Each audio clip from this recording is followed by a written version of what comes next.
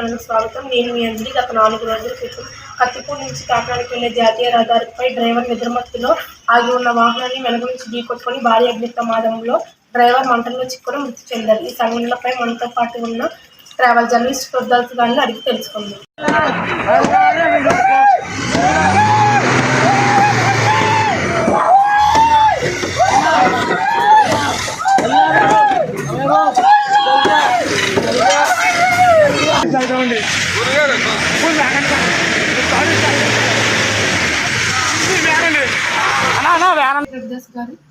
నమస్తే. ఈ కాకినాడ మీద జరిగిన ప్రమాదం ఎలా జరిగింది ఏంటంటే, నేను ఒక డ్రైవర్గా వృత్తిలో కొనసాగుతున్నా.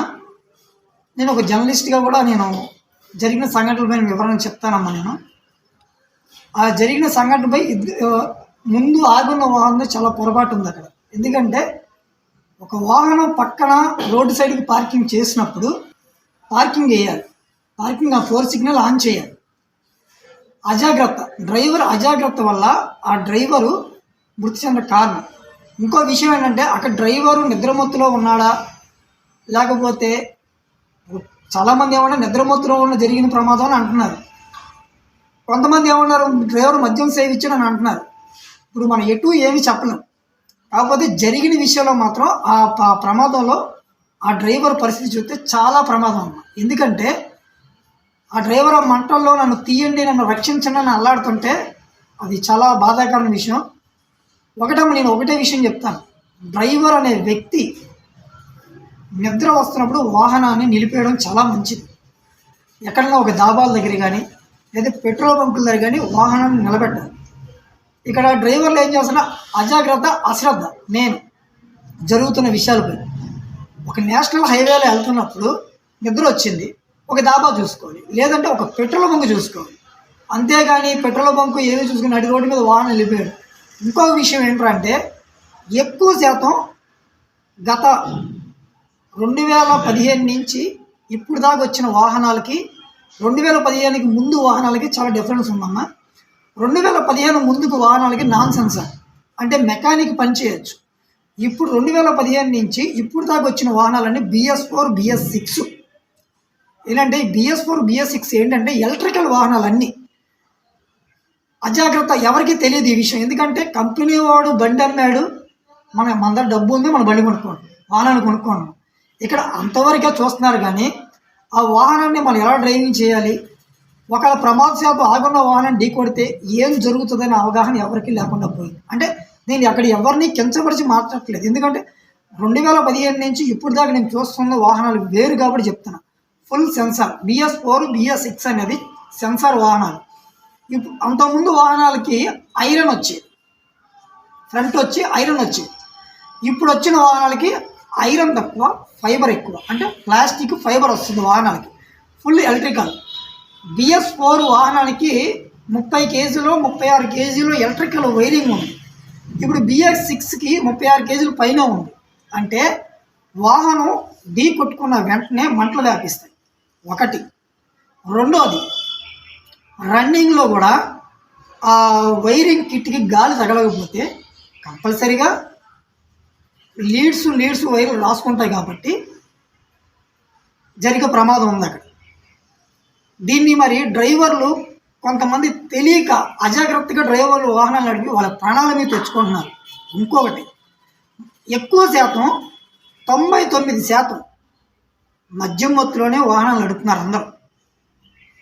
ఎంత దారుణం అంటే, రోడ్డు మీద గతంలో ఒక 2 నెలల రోజుల క్రితం మనకి తెలంగాణ సరిహద్దు ఉంది, జగ్గయ్యపేట ఊరి పేరు జగ్గయ్యపేటలో అమ్మ డ్రైవరు మద్యం మత్తులోని హల్చల్ చేసి, దీనికి ఎవరు బాధ్యులు?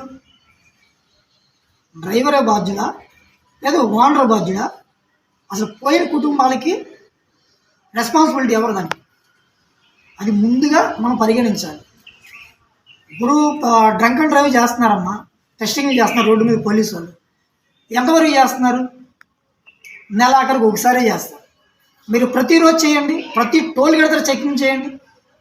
చేయడం వల్ల ఏమవుతుందంటే ప్రమాదాలు చాలా వరకు తగ్గే అవకాశం ఉంది. ఇప్పుడు జస్ట్ తమిళనాడు తీసుకున్నాం. తమిళనాడులో డ్రంక్ అండ్ డ్రైవ్ చేస్తే 15,000 రూపాయలు ఫైన్. డ్రంక్ అండ్ డ్రైవ్ చేస్తే 15,000 రూపాయలు ఫైను. అది స్టేషన్లో కట్టకూడదు, కోర్టుకి వెళ్ళి కట్టాలి. అట్లాంటి చట్టాలని, అట్లాంటి రూల్స్ని మన ఆంధ్రప్రదేశ్ ఎందుకు తీసుకురాకూడదు? తీసుకురావాలి కదా. కేరళ తీసుకో, కేరళలోని సీట్ బెల్ట్ లేకుండా డ్రంక్ అండ్ డ్రైవ్ కానీ, నాకు ఈ 18 సంవత్సరాల ఈ అనుభవం, ఈ మోటార్ ఫీల్డ్ అనుభవంలో కానీ, ఈ జర్నలిజంలోకి వచ్చి ఒక 3-4 ఏళ్ళు అవుతుంది. ఈ 3-4 ఏళ్ళ అనుభవంలో కానీ నేను చూసింది ఏంట్రా అంటే, సిస్టంలో నెంబర్ 1 కేరళ, ఫైన్స్ విధించడంలో కూడా తమిళనాడు. ఎందుకంటే డ్రంక్ అండ్ డ్రైవ్ అని ఇవాళ టెస్టులు జరుగుతూ ఉంటాయి, డే అండ్ నైట్ జరుగుతూనే ఉంటాయి. ఈ ఫైన్లు అన్నీ ఎవరికి పడుతుంది? కోర్టుకి వెళ్ళి కట్టడం వల్ల డ్రైవర్ జాగ్రత్త పడతాడు. ఒక 150 రూపాయలు, 250 రూపాయలు న్యూసెన్స్ కేసు అని మనం రాసేస్తున్నాం. అది మనం రోడ్డు మీద తీసుకుంటున్నామా, లేకపోతే అది ఈ సేవ ధర కడుతున్నామా? డ్రైవర్కి అజాగ్రత్త. 250 రూపాయలే కదా, ఏముందని చెప్పి ఆలోచనతోనే ఉన్నాడు కానీ డ్రైవరు, వేరే ఆలోచన డ్రైవర్కి లేదు. ఎందుకంటే బాధ్యత లేదు ముందు డ్రైవర్కి. ఆ బాధ్యత రావాలంటే ముందు న్యాయస్థానం, కోర్టులు ఏవైతే ఫైన్స్ అవన్నీ పోలీసులకి జారీ చేసిన స్టేషన్కి, అవి సక్రమంగా సంభవబద్ధంగా చెయ్యాలి. ఇక ఎవరు చేయట్లేదు. ఎందుకంటే ఎంతసేపు రోడ్డు మీదే. ఇప్పుడు నువ్వు తాగి డ్రైవింగ్ చేసో, నువ్వు ఇక్కడ చనిపోయావు, నీ భార్య పిల్లల పరిస్థితి కోసం ఆలోచించావా? అసలు ఆలోచించు. నువ్వు తాగావా, తందనాడావా, నీ జీవితం నీది. ఇంటికి వచ్చాక నువ్వు వస్తావో తెలియదు. ఒకటి బాగా గుర్తుపెట్టుకోవాలి, ప్రతి ఒక్క డ్రైవర్కి నేను చెప్పే విషయం ఏంట్రా అంటే, సంవత్సరానికి ఒకసారి దీపావళి పండుగ వస్తుంది. ఆ దీపావళి పండుగ కోసం 1000 కళ్ళతో అందరూ ఎదురు చూస్తారు. 1000 కళ్ళతో ఎదురు చూస్తారు. దీపావళి పండుగ వస్తుంది, మనం కూడా ఇంటి చుట్టూ దీపాలు వెలిగించుకొని అందంగా మనం కూడా టపాసులు కాల్చాలి, దీపావళి సామాన్లు కాల్చాలి, ఆ దేవుడిని మనం పూజించుకోవాలి అని చెప్పి చాలామంది అనుకుంటారు. అలాగే డ్రైవర్ జీవితం కూడా ఒక దీపావళి పండుగ లాంటిది. డ్రైవర్ ఇంట్లోంచి బయటికి వెళ్ళిన తర్వాత మళ్ళీ తిరిగి వచ్చేంత వరకు భార్య పిల్లలు 1000 కళ్ళతో ఎదురు చూస్తారు. దీనికోసం ఎవరైనా ఆలోచిస్తున్నారా? పెద్ద పెద్ద యూనియన్లు పెడతారు. డ్రైవర్ ప్రమాదాలు జరగకుండా నియంత్రించడం ఎలాగా? ప్రమాదాలు జరగకుండా నియంత్రించడం అంటమ్మా, ప్రమాదాలు జరగకుండా ముందుగా నియంత్రించడం అంటే ప్రభుత్వం బాధ్యత. అది ప్రభుత్వం చెయ్యాలి, ప్రమాదాలు జరగకూడదు. ఎందుకంటే ఇక్కడ ఓనర్ చెప్తే డ్రైవర్ ఎందు, రోడ్డు పోయేవాడు చెప్తే ఆవిడ. దానికి చట్టం ఒకటి ఉంది. పోలీసు వాళ్ళు రోడ్డు మీదకి వచ్చి పని చేయాలి, గట్టిగా చేయాలి. ఎందుకంటానంటే, నేను గతంలోని పాండిచ్చేరిలో నేను 2009 ఆ సమయంలో 2008, 2009 ప్రాంతాల్లో నేను అప్పటికి ఇంకా క్లీనర్గా పనిచేస్తున్నాను. నేను ప్రెగ్నెంట్స్ భార్యాభర్తలు, ఒక ఆవిడ గర్భవతి, పాండిచేరి చెక్ పోస్ట్ దగ్గర వెళ్తుంటే వెనక నుంచి డ్రైవరు తాగిన మత్తులోని కార్ డ్రైవర్ వచ్చి గుద్దితే రోడ్డు మీదే ఆవిడ డెలివరీ అయిపోయింది. దాని హిస్టరీ కూడా మీకు కావాల్సి మీరు చెక్ చేసుకోవచ్చు. 2009లో జరిగింది, పాండిచేరి స్టేట్లో జరిగింది. అప్పుడు క్లీనర్గా పనిచేస్తాను. రోడ్డు మీద డెలివరీ అయిపోయింది. తల్లి చనిపోయింది, బిడ్డ బతికింది. నేను అందుకే చెప్తాను, నియంత్రించడం ఎలాగా అంటున్నారు. ఇది చట్టం చేయాలి, పోలీసులు చేయాలి, న్యాయ వ్యవస్థ చేయాలి. ఫైన్ కట్టించుకున్న నిమిషానికి మీరు వదిలేస్తే ధీమా ఇంకో 150 రూపాయలు, ఇంకో 200 రూపాయలు ఫైన్ కడతా. ఏమో ఫైన్ కడితే అది వేలల్లో పడాలి, కోర్టుకి వెళ్ళి కట్టాలి.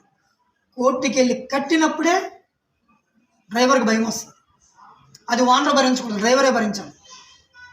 ఇప్పుడు నేను చెప్తున్న విషయాన్ని డ్రైవర్ సంఘాలన్నీ నా మీద తప్పుగా నన్ను అనుకోవచ్చు. నేను జరుగుతున్న పరిణామాలు చూశాను కాబట్టి చెప్తున్నాను. జరుగుతున్న పరిణామాలు, నిద్ర వస్తే ఎందుకు ఆపు, తాగితే పడుకో, నువ్వు రోడ్డు మీద బండి ఎవరు తోలమాట, నీకు డ్రైవింగ్ చేయడం ఇదా? నీకు తాగడం వల్ల ఏమైనా ఆస్కారం పట్టిస్తాను? నీకేమన్నా తాగకుండా 4 ప్రాణాలు రక్షిస్తే 4 మెచ్చుకుంటారు. 4 ప్రాణాలు ఇస్తే డ్రైవర్కి విలువ ఉందని, సాటి డ్రైవర్కి. నువ్వు ప్రమాదం చేసి వెళ్ళిపోతున్నావు, వేరే వాళ్ళు బలైపోతున్నారు, వేరే డ్రైవర్. అందుకే కదా చట్టాలు వచ్చింది.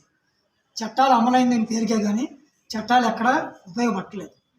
అందుకే నేను చెప్తున్నాను కదమ్మా, ప్రమాదం ఎంచడం ఎలాగని మరీ చెప్తున్నాను. కాబట్టి పోలీసు వారే పని చేయాలి, కోర్టులైనా ఫైన్ కట్టాలి, బండి ఆగాలి. అది ఎమర్జెన్సీ వాహనమైనా. అవతల లారీ ఓనరు అతనికి ఎంత పెద్ద పరపతి